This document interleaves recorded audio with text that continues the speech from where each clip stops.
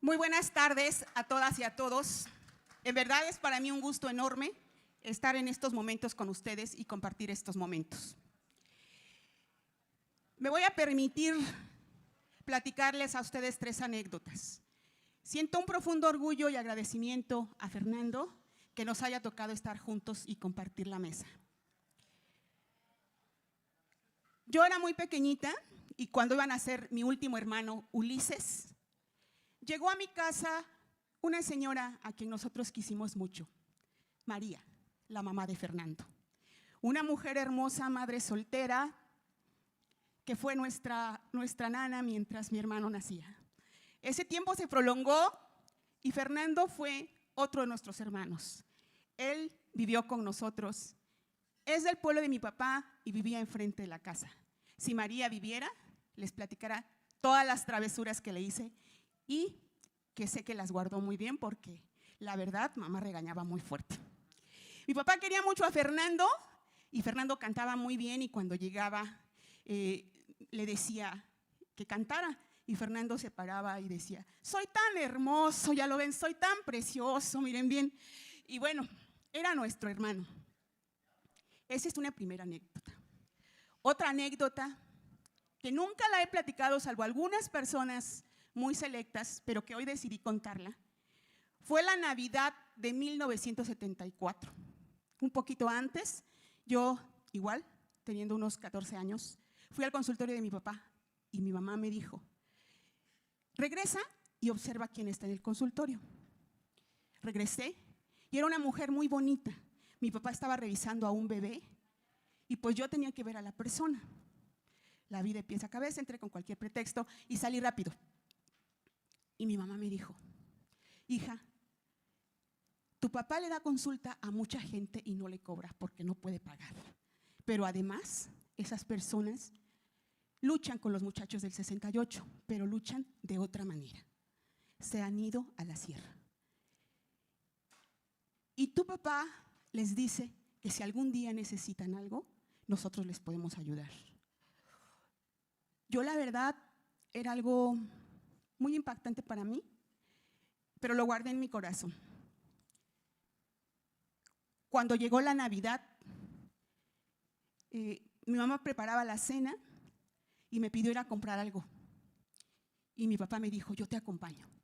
Ah, caray, Sorianito no cocinaba. Él se sentaba para que le sirvieran la cena y nos platicaba. Y entonces, a las 11:10 de la noche, enfiló el carro y no fue a comprar lo que necesitábamos. Fue por las riberas del río Atoyac y ahí nos paramos. Se acercó un muchacho que hoy ubico como Nicéforo Urbieta Morales. Caminó entre la milpa y silbó.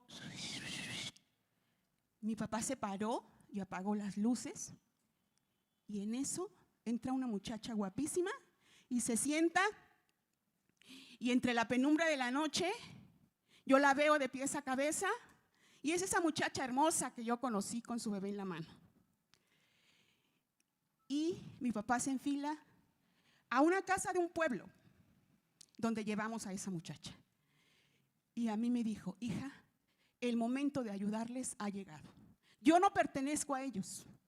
Tú sabes que yo quiero mucho a los muchachos que luchan, pero de que tengamos mucha discreción depende que ellos vivan. Yo tenía escasos 14 años y de verdad yo me sentí como muy grande, como las hermanas de los hermanos Cerdán, como Rosario Castellanos. Me sentí una mujer muy grande y prometí guardar ese secreto. Desde entonces hay muchos secretos que guardo, pero mi compromiso de ayudar a las causas justas es algo que empezó desde mucho tiempo. Creo que desde que nací y desde que mi mamá me llevaba en sus brazos a las marchas y a todo esto. Se gestan así muchas cosas y de esta manera yo me vuelvo así como una espía en mi casa, porque mi papá, sin ser militante de una organización clandestina, apoya las luchas revolucionarias de una manera incondicional. Y algo que habrá que agradecer mucho a estas personas es que nunca mezclaron los niveles de participación. Siempre fue muy claro que mi papá era su amigo y que los militantes eran ellos. Un buen día, mi hermano Fernando, justo cuando la marcha salió a México, así de secretito entre los dos, me pidió que le hiciera un regalo envuelto. Y ahí estoy yo en la caja de huevos y haciendo todo. Y me dice, ¿me vas a esperar un rato? En el centro de la ciudad, y ahí estoy yo, espere y espere a mi hermano Fer, que nunca llegó. Llegando a la casa, tocó otro muchacho y me dijo, Mari, Fer no va a llegar, lo acaban de detener. Fernando participó en un asalto bancario para tener fondos para que la lucha avance. Yo, de verdad, no esperaba ese tipo de situaciones. Yo no sabía para qué quería la caja Fer, tenía una discreción impresionante y lo único que sentí es imaginarme ver a Fernando golpeándolo. Me pidió que sacara lo que Fernando tenía donde dormía y toda la noche me pasé quemando todo. Mi mamá, mi papá, yo no lo sabía. Solo le confieso ahora que había una camisa vaquera nueva que tenía que me gustó mucho y esa no la quemé, me la quedé. Y al siguiente día me dijeron los compañeros de Fernando, hace falta un soldado en nuestras filas, ¿te quieres ir con nosotros? Y yo no lo dudé, yo dije, yo sí me voy. En ese momento estaba la marcha a México, la marcha por el subsidio, mis papás no estaban. No se daban cuenta todas las travesuras que aquí yo hacía. No sabían todo eso. Entonces, cuando mis padres llegaron de la marcha, llevaban 3 días deshidratados, sin comer, lograron que se resolviera el subsidio. Era octubre ya de 1978. Creo que nunca voy a olvidar el rostro de mi mamá, pálida, cuando le dijimos lo que había pasado.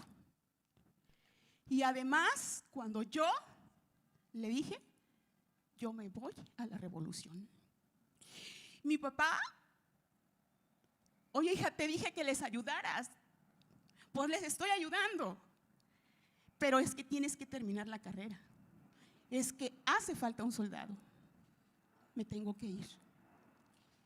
Mi papá lloró, yo lloré con él, porque me da mucho gusto decir que el amor de un papá por una hija es muy grande y que, sin temor a equivocarme, fui la hija más querida del doctor Martínez Soriano.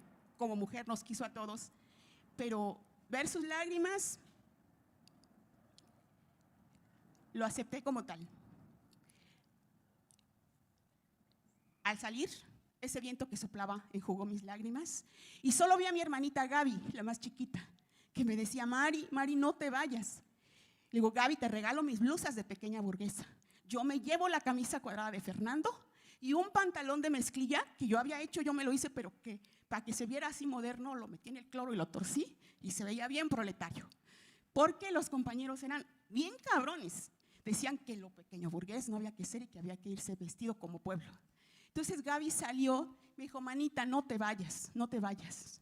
Le dije, Gaby, adiós. A mi hermana Gaby después la vi hasta cerca de 25 años después.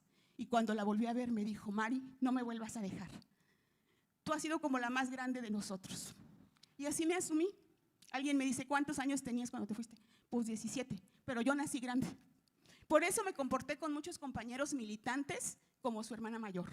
Hoy les pido perdón, porque sé que fui bien, doña José, la verdad.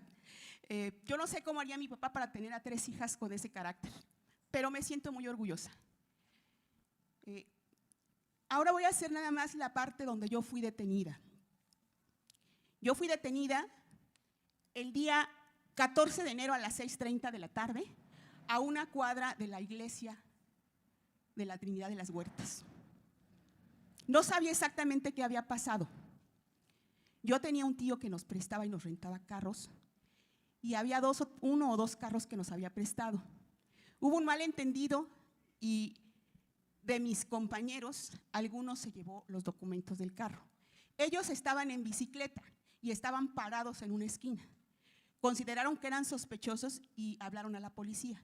Cuando la policía llegó, ellos tuvieron un enfrentamiento muy fuerte. Los compañeros salieron heridos, pero no los pudieron detener. Se fueron, pero tiraron los papeles. Yo venía de otro lado porque yo podía moverme todavía viendo las situaciones de repliegue de los muchachos del movimiento universitario y muchas otras cosas más. Entonces, venía justamente todavía de mi casa porque estábamos tratando de saber dónde estaban mis hermanos, si se los había llevado el contralor, si estaban con una amiga, etcétera. Cuando a mí me detienen, se van sobre mí, sin orden de aprehensión, empiezan a golpearme, a pegarme, a patearme, me jalan de los cabellos y me meten a un carro. Afortunadamente en la Iglesia de la Defensa había mucha gente afuera, mucha gente que vio. Pero lo que a mí me desconcertó es que los policías gritaban, ella venía con metralletas y repartía una y otra y otra. Y eso no era cierto. Y ella disparó. En todos los años de militancia, nunca disparé, es la verdad, porque tengo mala puntería. Y entonces me decían, ella no, porque de plano, mejor cuídenla. Entonces, eso yo no entendía, no sabía qué había pasado. Pero el hecho y la forma en que vulneran las pruebas y la toma es que empiezan a golpearte, que dicen cosas que no pasaron y con una situación de sacar a los compañeros detenidos a golpearlos a lugares que no logramos ubicar por la forma en que nos sacaban. Y además con una situación de hacer pruebas, inculpar y firma, ¿no? Todas esas cosas que en ese tiempo no se mencionaba, qué son los derechos humanos, qué son las pruebas que no se deben alterar. Si tú eres un enemigo de alguien y él está vencido, es tu adversario, y tu adversario dentro de las leyes y los derechos humanos que rigen un conflicto son respeto a tu adversario sometido. Todas esas cosas y aparte lo que trataban de inculpar.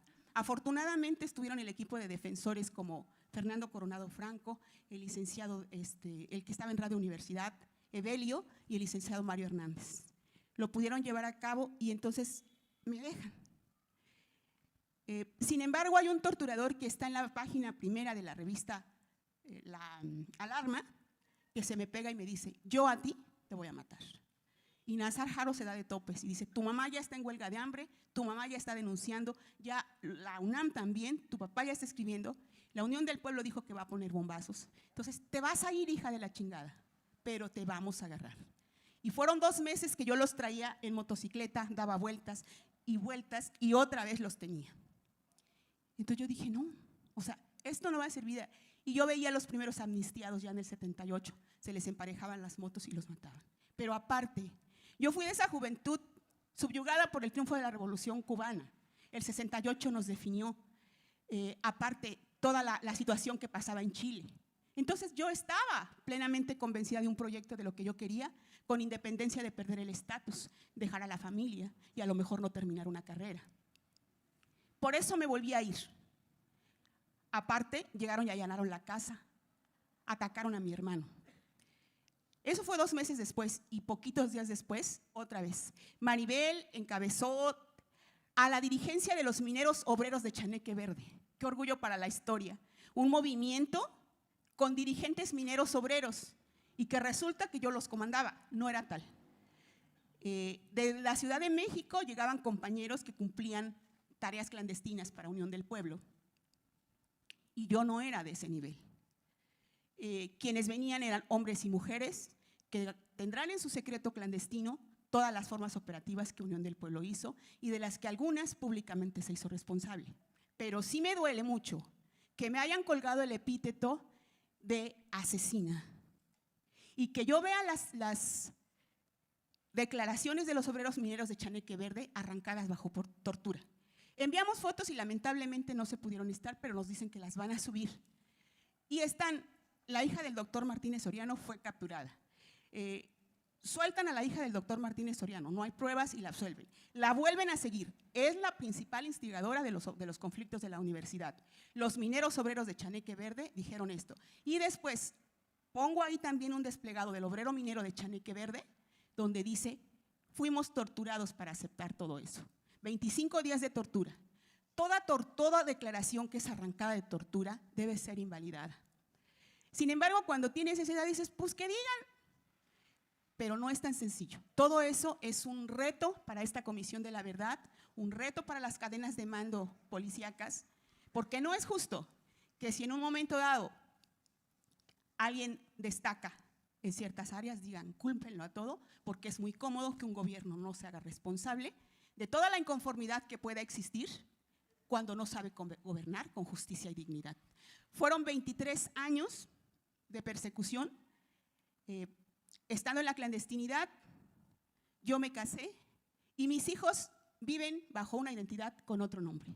Ellos no pueden decir, yo soy nieto de Martínez Soriano. Sin embargo, ellos me han acompañado y asumen con mucha interés a esto. Esa parte de la identidad no solo son ellos, son generaciones de muchachos. Por respeto a ellos hay cosas que yo no puedo hablar. Por respeto y un cariño profundo a los cofundadores de Unión del Pueblo, a los cofundadores de las Fuerzas Zapatistas de Liberación Nacional, a los cofundadores de todos los grupos armados, mi cariño y mi respeto infinito, en especial a Unión del Pueblo, porque se hizo cargo de mi seguridad, porque de verdad me cuidaron como la niña de sus ojos. No me arrepiento. Sé que estoy muy atrasada hoy en patrimonio, en muchas cosas que no tengo, en estima social, pero tengo una riqueza enorme. Muchos de los que están aquí son mis hermanos por elección y tengo a los hermanos míos que son 6. Quiero enviarles un saludo de quien nos está viendo ahorita allende las fronteras, mi hermana Esmeralda, que fue la que articuló muchas cosas de defensa internacional y de la llegada de mi madre a París. Una mujer que nos dice a través de su testimonio, después del 78, nunca pude volver a convivir con mi familia como era antes nuestra convivencia, que perdí doblemente a mis amigos, los de la ON, y a mi familia. Sin embargo, su entereza hoy en la militancia con los colectivos por la aparición de los otros desaparecidos y con toda su solidaridad y su presencia, nos hace sentir que todos nosotros, los hijos de Soriano, por elección, los hijos biológicos, ni se rinden ni se venden. Finalmente, yo puse fin a 23 años de persecución en el contexto del 90, justamente el periodo que abarca esta Comisión de la Verdad.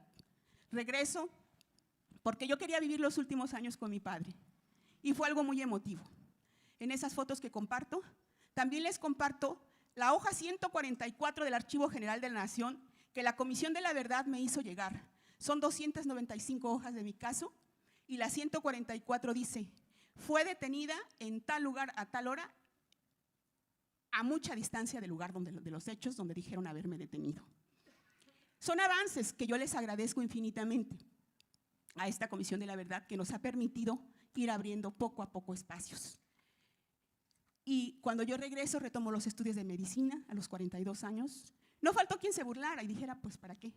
Terminé la carrera a los 50 años, hice la maestría en salud pública y después, hoy, soy servidora de la Nación, camino con mi mochila en territorio para hacer realidad los programas de gobierno federal y soy una mujer muy feliz. Feliz, como les dije ayer, del linaje que me formó.